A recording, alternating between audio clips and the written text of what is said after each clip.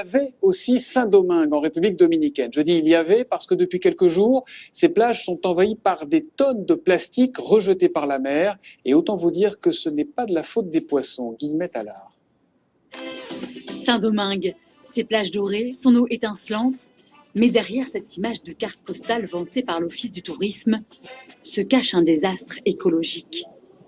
La mer turquoise s'est transformée en mer de plastique. Partout des bouteilles, des détritus, des emballages, jetés par des habitants de ces bidonvilles au bord du fleuve Ozama. Des bidonvilles inondés plusieurs fois par an lors des pluies et des tempêtes tropicales. Le fleuve qui traverse la ville emporte alors les déchets et les déverse dans la mer. La grande majorité des déchets a été rejetée par le fleuve Ozama. C'est le 6e jour de nettoyage et nous avons déjà enlevé 60 tonnes de détritus. Chaque jour, de nouveaux déchets s'accumulent.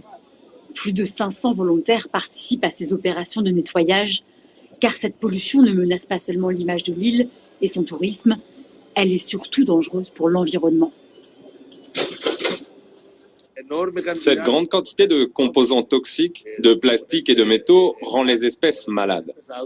Ces composants mettent en péril la biodiversité et menacent la santé de toutes les espèces, y compris l'espèce humaine.